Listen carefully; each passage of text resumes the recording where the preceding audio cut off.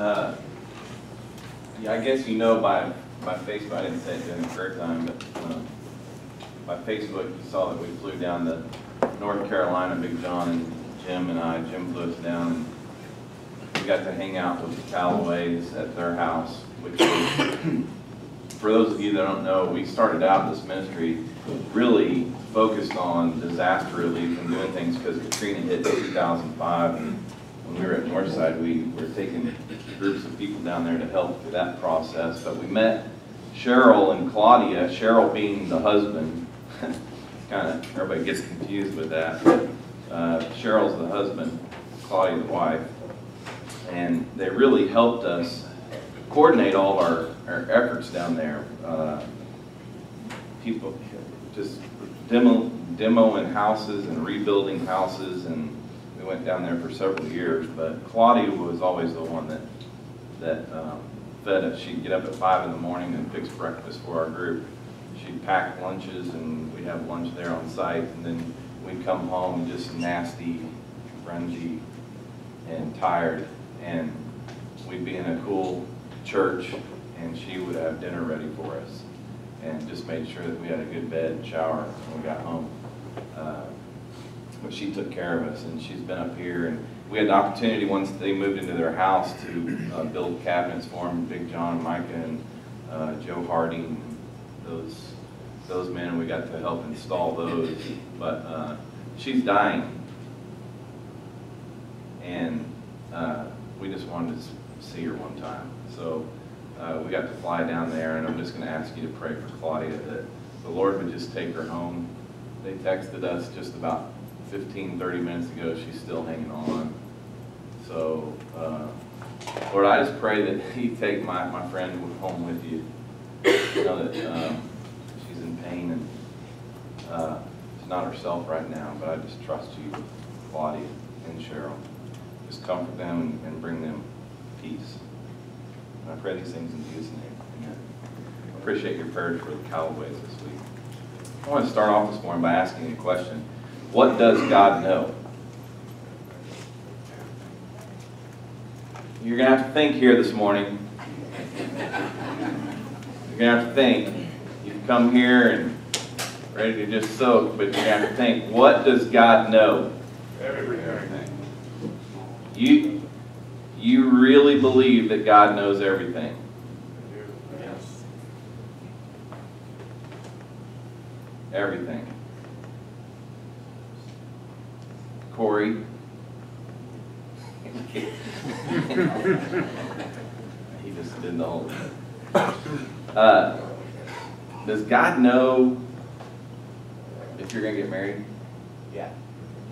You're convinced of that? Yeah. Yes. Does God know that you're going to have a child? Yes. Oh, you are? Well,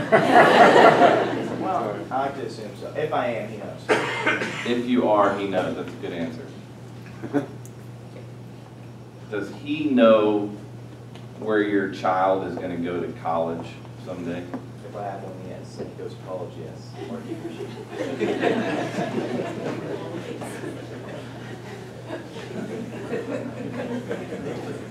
He said, if I have one, yes. If he or she, whatever it is, goes to college, yes, he knows all that. Is there really anything that he doesn't know? And then I asked the question, obviously we're talking about Jesus and his ministry. Did Jesus know everything? Don't spout your answers before you think about it for a second here. Did Jesus know everything? I hear a no.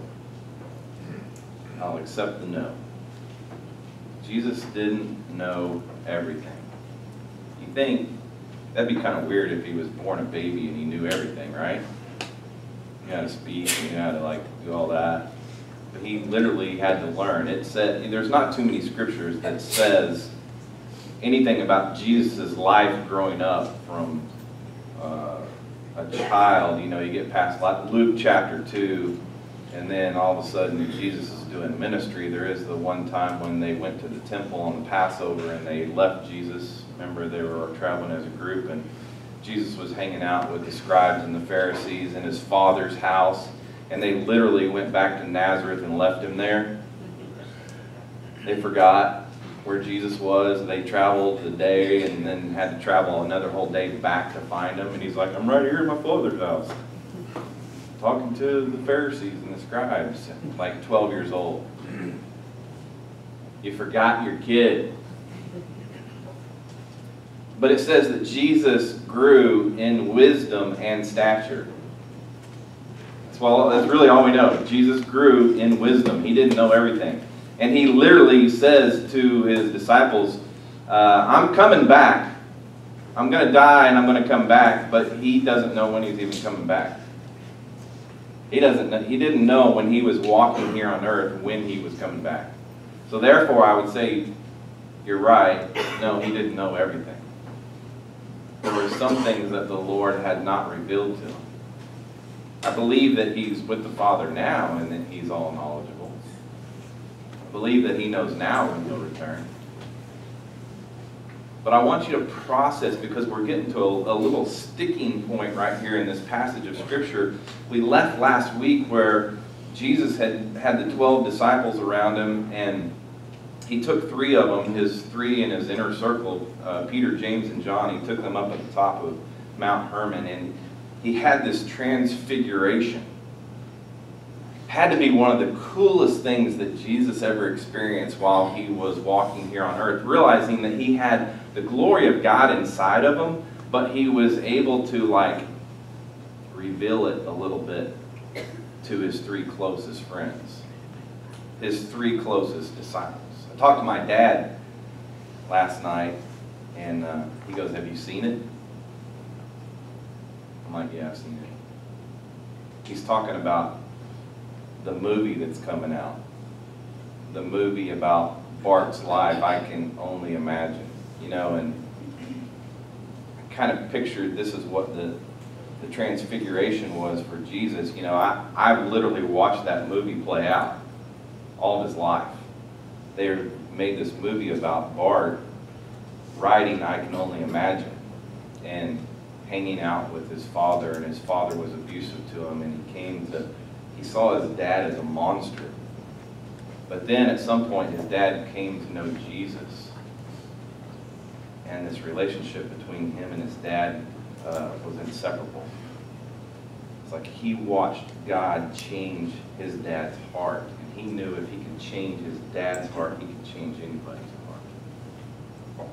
So I've watched this movie play out in life, and now I've seen it. I've seen it before it comes out. And it's kind of like what happened here in the Transfiguration. These disciples have watching Jesus' life play out before their very eyes, but he reveals to them before the return a little bit of what it's going to be like. And Jesus had to go,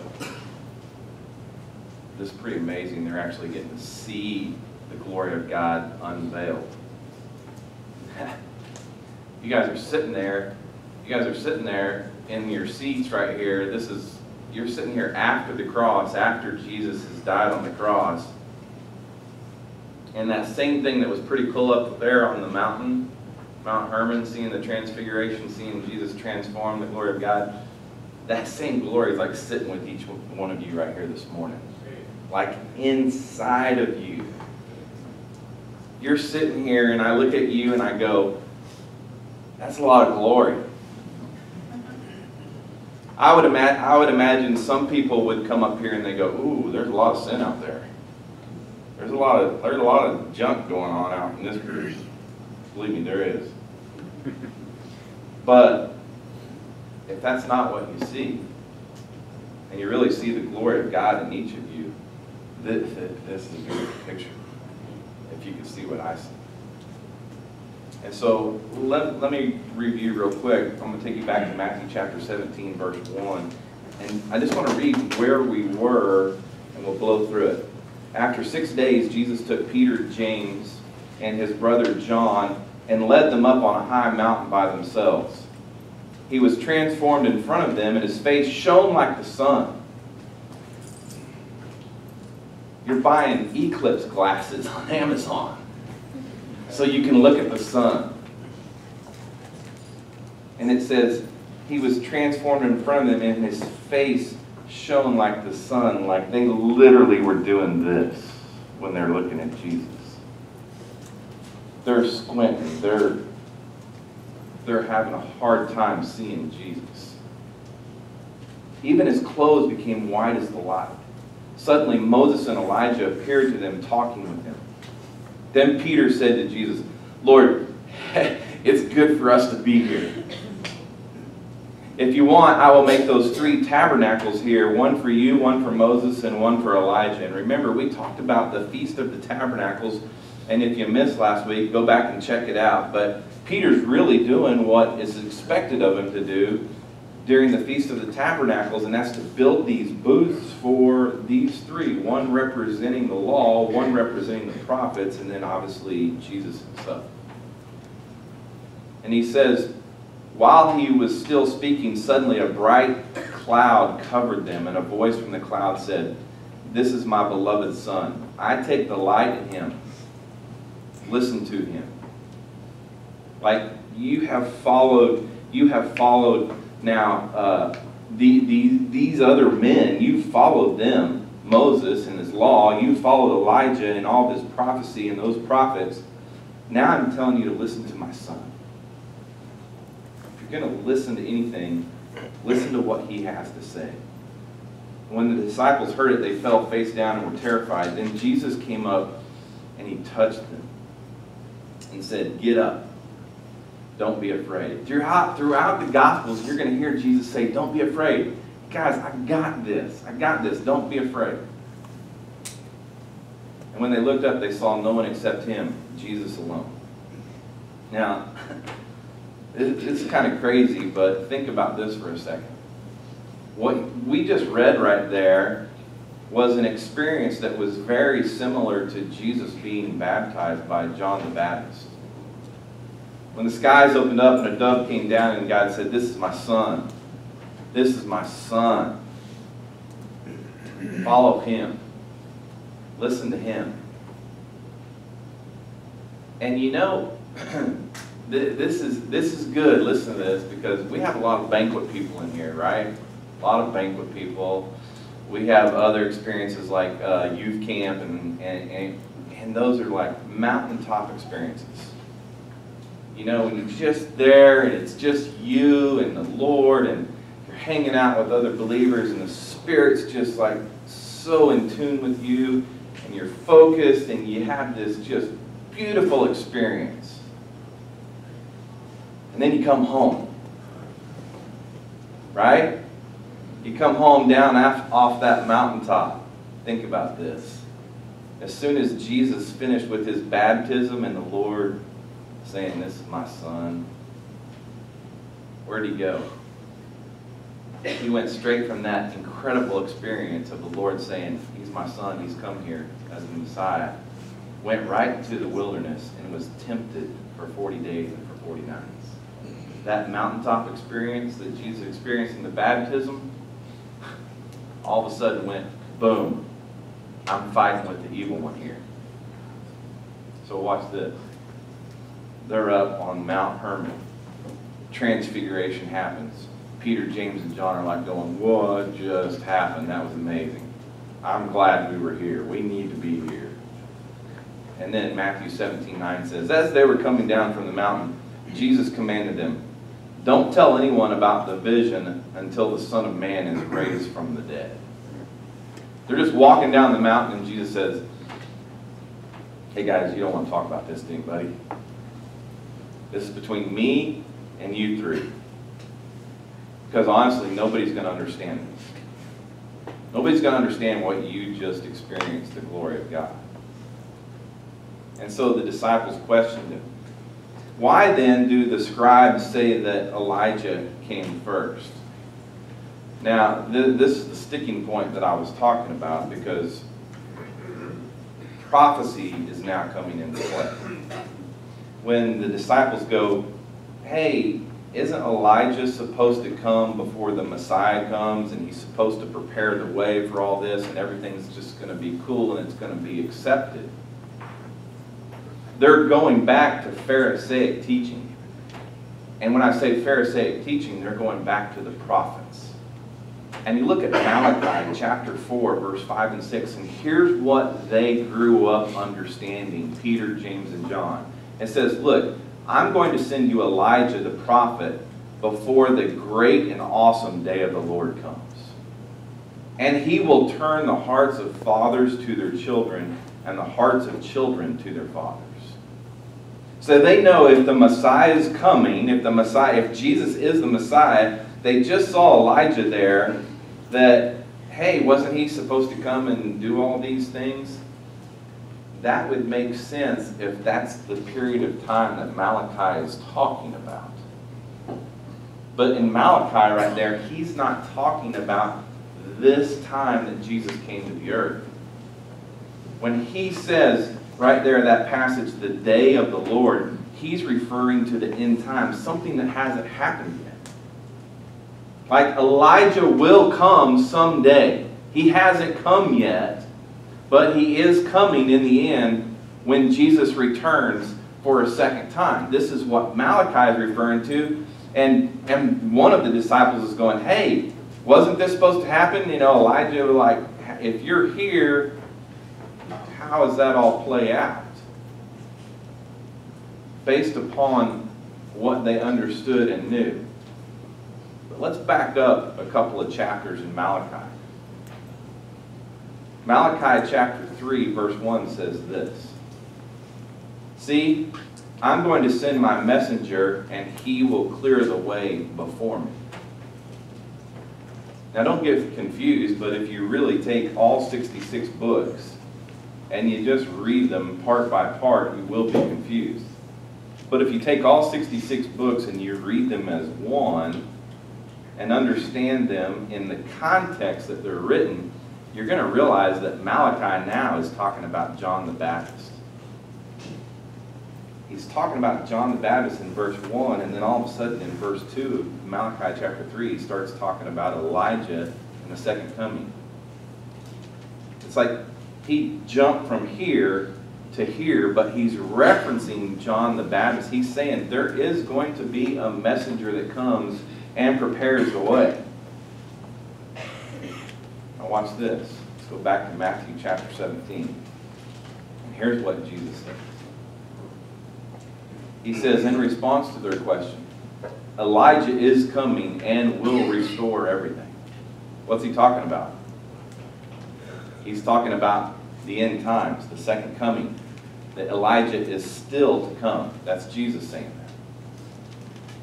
But I tell you, Elijah has already come. Wait. He's coming to restore everything, but he's already come. That can be confusing if you just sit there and read it by itself. But you take all 66 books, unpack it, and you can see very clearly what he's talking about. He says, but I tell you, Elijah has already come, and they didn't recognize him. On the contrary, they did whatever they pleased to him. In the same way, the Son of Man is going to suffer at their hands. Then all of a sudden, the disciples understood that he spoke to them about John the Baptist. You see, he said Elijah's going to come and he's going to restore everything. That's talking about the second coming. But he says he's already come. They didn't recognize him. I take you back to John chapter 1, verse 19. It says this. This is John's testimony. When the Jews from Jerusalem sent priests and Levites to ask him, who are you? He did not refuse to answer, but he declared, I'm not the Messiah. This is John the Baptist speaking. I'm not the Messiah. What then? They asked him. Are you Elijah? I am not, he said. Wait. This is really getting confusing because Jesus said Elijah is going to come. Elijah has already come. He's already come to prepare the way. I take you back to the very first question I asked you this morning. What does God know? If he literally knows everything, everything that's going to happen, everything that has happened, everything that is happening, if God knows that, don't you think he surely knew that when John the Baptist came, that he was not going to be received by the Pharisees and the Jews and the nation. Absolutely he knew that. He knew that John the Baptist was not going to be received. John the Baptist came as a possibility of fulfilling the role of Elijah. But he was not accepted, just as Jesus was not accepted by the Jewish nation. Jesus had even previously told them that John the Baptist was Elijah to come. Look at Matthew chapter 11, verse 11. And here he's addressing the multitudes. When I say the multitudes, remember he's got the nation of Israel out there. He's got the Pharisees and the scribes, those that are opposing him. And he says, I assure you, among those born of women, no one greater than John the Baptist has appeared, but the least in the kingdom of heaven is greater than he. Remember we said that? John the Baptist is like right up here, but now because you have the glory of God inside of you, you're even greater than John the Baptist. Remember that? We talked about that a few weeks ago. Now watch this. Verse 12, it says, from the days of John the Baptist until now, the kingdom of heaven has been suffering violence. I love God's timing. Let that soak in for a second. From the days of John the Baptist until now, the kingdom of heaven has been suffering violence, and the violent have been seizing it by force. For all the prophets and the law prophesied until John. If you're willing to accept it, he is the Elijah who is to come. If you just accept that I'm the Messiah, John the Baptist would have been that Elijah. If you just would have accepted John the Baptist, he would have been that Elijah. Anyone who has ears should listen. When Jesus says that line right there, anyone who has ears should listen. He's looking right at the Pharisees and the scribes. They can't even hear it. Why? Because they blasphemed him. Remember that? For healing a demon-possessed mute. They said, you're doing this out of the spirit of the evil one. And he blasphemed. He said, now you're not going to hear this thing. But some of the Pharisees, some of the Jews had the ability to hear if you just open their ears. So now we can put together all this passage of Scripture that says Elijah is coming and Elijah has come. If they just would have received John the Baptist, it actually would have been Elijah. And God knew all this through his foreknowledge. Foreknowledge. That means he's able to look ahead and know what was to occur. To know even today what's going to occur. God knows that. Then we look at this passage of Scripture. We talk about after them coming down the mountain, that incredible experience. They're traveling down, had that little exchange right there about Elijah. Now they're entering into chaos. You know, you have the mountaintop experience and you come home. And you're back in the battle. This is exactly what happened. Exactly what happened here today. Watch this. In Mark chapter 9. They come down off the mountain, Peter, James, and John, and Jesus. That means the other 9 are like hanging down at the bottom of the mountain. Get this? Jesus' other 9 disciples were left behind, and they were down there healing people, praying over people, doing ministry, while the 4 of them were up there experiencing the transfiguration on Mount Hermon. When they came to the disciples, they saw a large crowd around them, and the scribes disputing with them. There was a public scene occurring.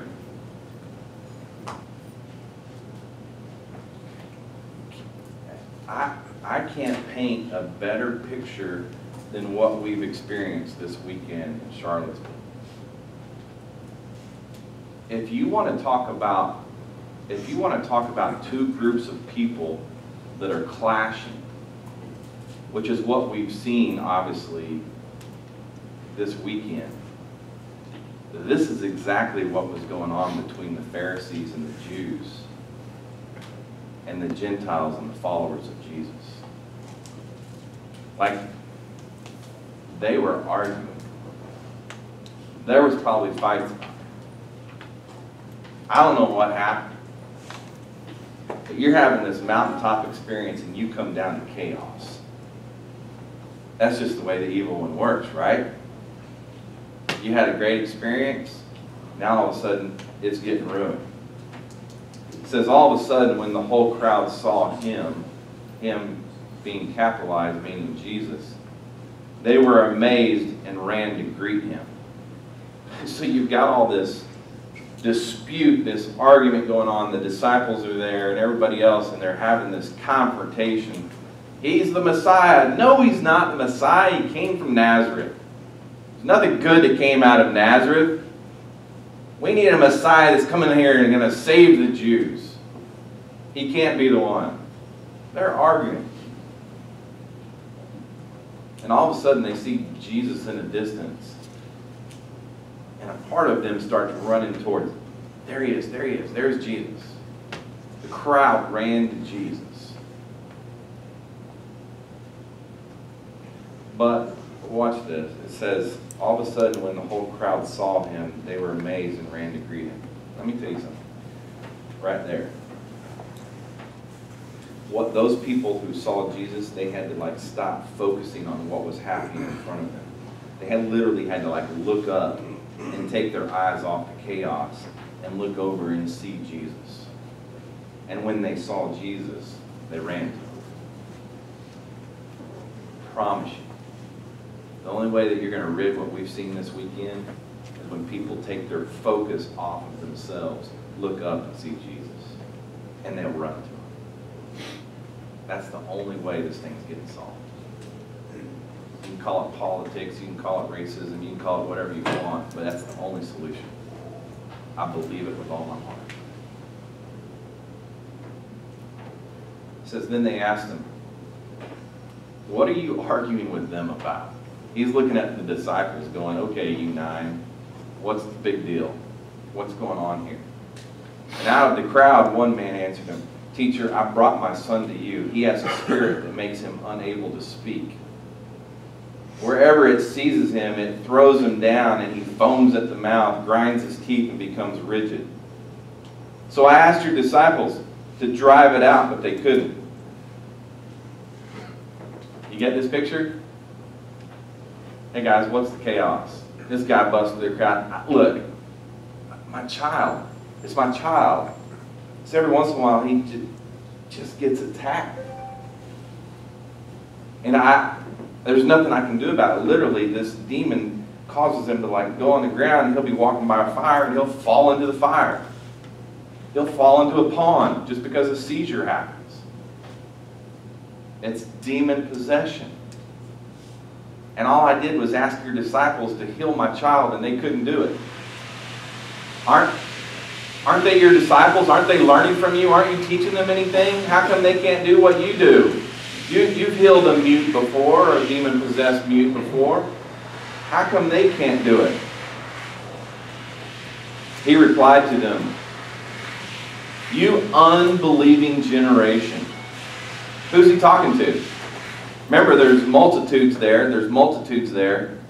He's talking to the Pharisees and scribes. He says, you unbelieving generation, how long will I be with you? How long must I put up with you? He's talking to those, the Jewish people that are around that don't believe that he's the Messiah. Yet they've come to him and asked him to heal them. It's kind of crazy. But he's speaking to them. He's not talking to his disciples. He's not saying, you guys, you don't believe. These are his boys. These are the guys that he's hanging out with, that he's teaching, and he's trying to encourage them. And he says to this crowd, you guys don't even understand. So they brought him to him. Small h, capital H. They brought this child to Jesus. When the spirit saw him, it immediately convulsed the boy. Remember, the Spirit is within Jesus. They brought this boy to Jesus, and this boy saw the Spirit of God, and he just like went crazy, like movie like crazy. I'd love to see what Jesus' reaction was. Was he surprised? Or did he just watch? And Jesus asked the Father, how long has this been happening to him? You think he knew? From childhood, he said, and many times it has thrown him into fire or water to destroy him. But if you can do anything, have compassion on us, help us. Wait, did you hear that? When he says, have compassion on us and help us, watch this. He just says, I have a personal need. He's not saying help us as a generation of Jews. Just help me and my child. Just help us. All of a sudden, he revealed, I have a personal need. Jesus listened to him.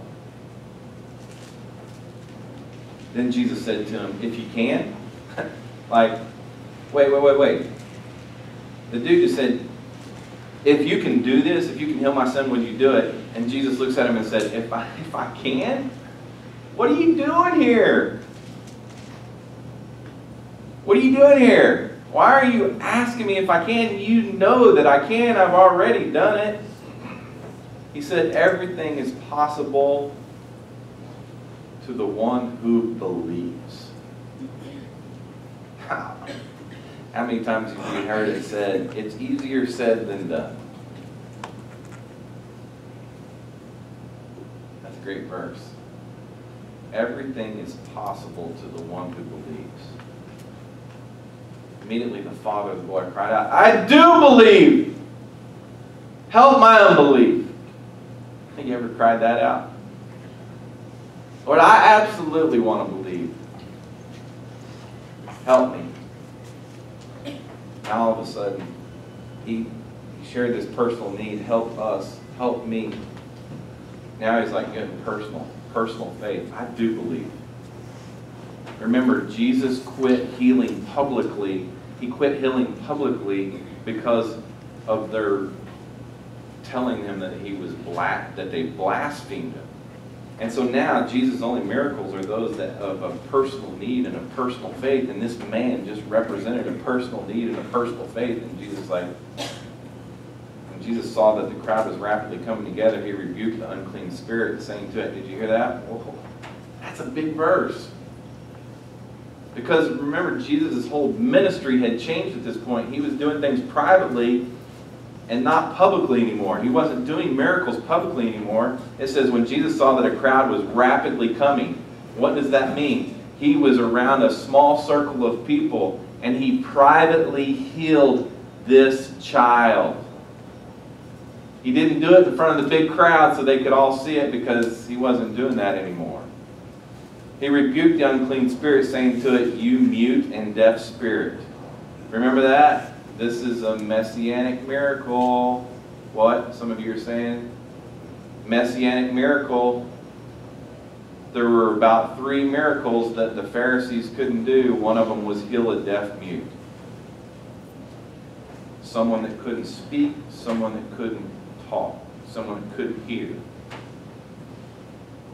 And the reason they couldn't do it is because they would always ask the demon to tell them their name. And the demon would speak their name and they would call that demon out by name. If he can't talk, you can't call him out by name. So if this miracle was going to be done, only the Messiah could do this. The Messiah didn't even ask him his name. He just said, come out. Get out. And all of a sudden, another messianic miracle was done. And the crowd didn't get to see it because they had previously blasphemed him for the same exact miracle, saying, you're doing this out of the spirit of Beelzebub. Watch this. Then it came out shrieking and convulsing him violently. The boy became like a corpse, so that many said, "He's dead." But Jesus, taking him by the hand, raised him and stood him up. Can you imagine what that looked like? I mean, the dude's like literally bouncing around at Jesus' feet. And all of a sudden just goes stiff as a board. And everybody's like, "He's dead." Jesus reaches down and picks him up. The kid gets up and everybody's like, "What?" Let me jump to Matthew 17. It's the same story, parallel to Mark, but a little bit more description how this thing ends up. Verse 19 of chapter 17 says, "Then the disciples approached Jesus privately." They left the crowd. The disciples are, "Let's go, guys. We're out of here." They approached Jesus privately. Why couldn't we drive it out? How come you could do it, but we couldn't do it? It's not the same spirit? What's the deal here? And Jesus responded, "Because of your little faith," he told them. "For I assure you, if you have faith the size of a mustard seed, you will tell this mountain," and I imagine that he was talking about the mountain that they had just come off of, Mount Hermon. "You will tell this mountain, 'Move from here to there,' and it will move. Nothing will be impossible for you." Did you get this? This is Jesus that's hanging out with his 12 disciples, and 9 of them are getting hammered by the multitude, by the crowd, by the Pharisees, by the scribes, by the Jews. And they're just getting pummeled, and they said, "How come these guys can't do it?" And Jesus points his finger at them and says, "You don't believe." Then privately he pulls his 12 together and he says, "You guys, you're going to take this message, and I have all the confidence of the Spirit that will be in you to do this. All you have to do is believe." That's it. It takes that much belief. That's it. You guys can do this. Then the last passage that we look at, Mark chapter 9, says, "Then they left that place and made their way through Galilee." This is like north of the Sea of Galilee, where Mount Hermon is, and Caesarea Philippi. It's where it all took place. If you go with me in May, we'll be standing right there where that story just took place.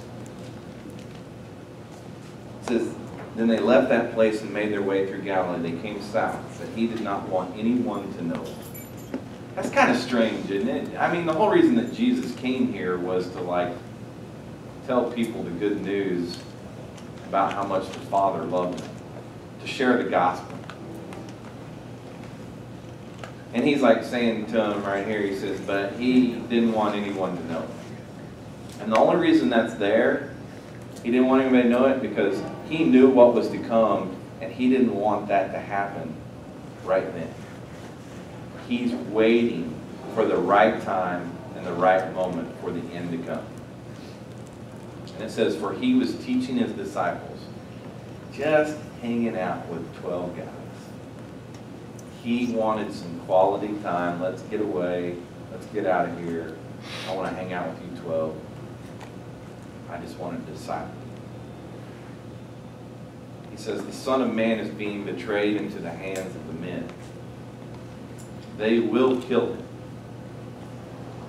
After he is killed, he will rise 3 days later. These 12 are sitting around Jesus' feet. We're walking with him, and he says, look, I'm going to tell you a second time right here. This is the second time he's told me this. The Son of Man, which is me, is going to be killed. I'm going to be betrayed. And after I'm killed, I'm going to raise 3 days later. It's the second time he told them. And they're sitting around looking at Jesus, and they're like, going, huh? What's that mean? Verse 32, but they did not understand this statement, and they were afraid to ask him. In other words, we've heard him say this before. We should probably be getting this, but we don't. I don't know if they were afraid or if they were embarrassed. They didn't ask Jesus. What's this all about? I mean, man, I know you'd be asking him. What are you talking about? Explain this to me. But these 12, for some reason, were just like, maybe they just trusted that the Lord was going to reveal and unpack this to them at another time. You know, I look in this room right here, and I see, obviously I see the glory of God. But I see some incredible stories of men and women who have discipled each other in this room.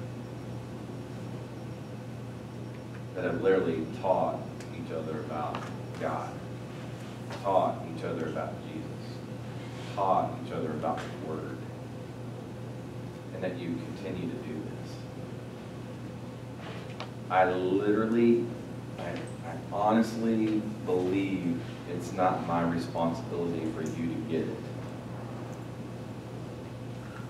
I trust that the Spirit, the same Spirit that raised Jesus from the dead, that lives in my mortal body, that lives in your mortal body, will reveal this message to you. And that you will continue to be a student of the Word, to be a student of the Lord, and to know that He loves you dearly. And sometimes your questions will not be answered, but they can be, and they will be. Father, I pray that you would unpack your Word. You continue to show us,